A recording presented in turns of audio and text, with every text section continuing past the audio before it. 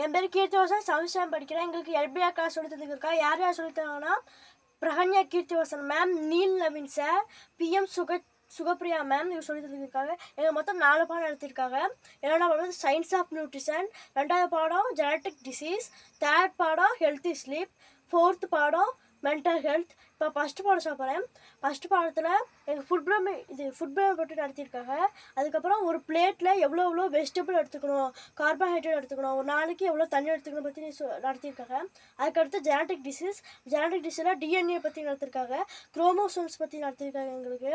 அதுக்கடுத்து ஹெல்த்தி ஸ்லீப்பில் ஒரு நாளைக்கு எவ்வளோ மணி நேரம் தூங்கணும் அதை பற்றி நடத்தியிருக்காங்க. 7 to 8 hours தூங்கணும், அதெல்லாம் எங்களுக்கு நடத்தியிருக்காங்க. அதுக்கடுத்து தூங்குறதுக்கு மெலட்டோனின், முழிக்கிறதுக்கு வந்து கார்டிசால், அந்த ஹார்மோன் வந்து ஹெல்ப் பண்ணுது, அதை பற்றி நடத்தியிருக்காங்க.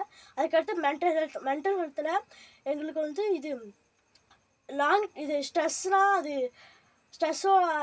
அந்த ஸ்ட்ரெஸ்லேருந்து எப்படி வெளியே வருது, அதோட சொல்யூஷன் அதை பற்றி நடத்தியிருக்காங்க. அதில் ஸ்ட்ரெஸ்ஸோட 2 டைப்ஸ் பற்றி நடத்திருக்காங்க, long time stress, short time stress, இதை பற்றி நடத்திருக்காங்க.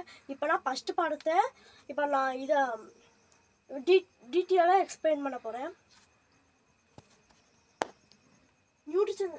Nutrition so important. ஊட்டச்சத்து எவ்வளோ முக்கியம்.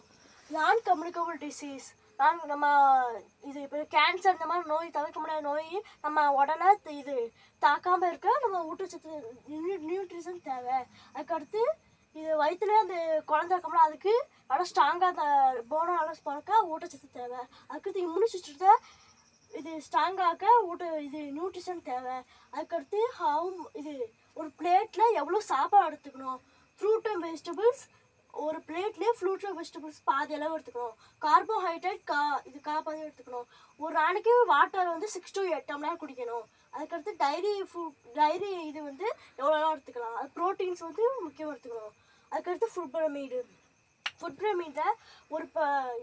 பிரமிடில் கீழே போகணும். ஃப்ரூட் அண்ட் வெஜிடபிள்ஸ் நிறையா எடுத்துக்கணும். அதை விட கொஞ்சம் ஸ்டார்ச்சி ஃபுட் எடுத்துக்கணும். அதை விட கொஞ்சம் ப்ரோட்டீன்ஸ் எடுத்துக்கணும். அதை விட கொஞ்சம் டைரி எடுத்துக்கணும். அதை விட கொஞ்சம் சுகர்ஸ் எடுத்துக்கணும். அதுக்கடுத்து இங்கே ப்ரோட்டீன் ஃபுட்ஸ் எதுக்கு முக்கியம்? மசில்ஸ் அண்ட் போன்ஸ் நல்லா இதாக இருக்க ப்ரோட்டீன்ஸ் முக்கியம். அதுக்கடுத்து ஃபேட்ஸ் ஃபுட் எவ்வளோ முக்கியம். இம்பார்ட்டண்ட் விட்டமின்ஸ் விட்டமின்ஸாக ப்ரொவைட் ஆகிடுச்சு. அதை ப்ரொவைடாக பாதுகாக்க ஃபேட்ஸ் தேவை. கார்ப்ஸ் நம்ம உடம்புக்கு நல்லா எனர்ஜி தேவை, கார்ப்ஸ் தேவை. அதுக்கடுத்து விட்டமின்ஸ் நம்ம இம்யூன் சிஸ்டத்தை நல்லா ஸ்ட்ராங்காக இருக்க. அதுக்கடுத்து ஒரு சின்ன குழந்தை வர க்ரோத் அண்ட் டெவலப்மெண்ட் தேவை. இதுக்கு விட்டமின்ஸ் ஃப்ரூட்ஸ் தேவை. அதுக்கடுத்து மினரல்ஸ் எதுக்கு தேவைன்னா நம்ம மசில்ஸு ஸ்ட்ராங்காக வைக்க அதுக்கு தேவை. அதுக்கடுத்து பாடி வாட்டர் பேலன்ஸ் கரெக்டாக அந்த பேலன்ஸில் வைக்க தேவை.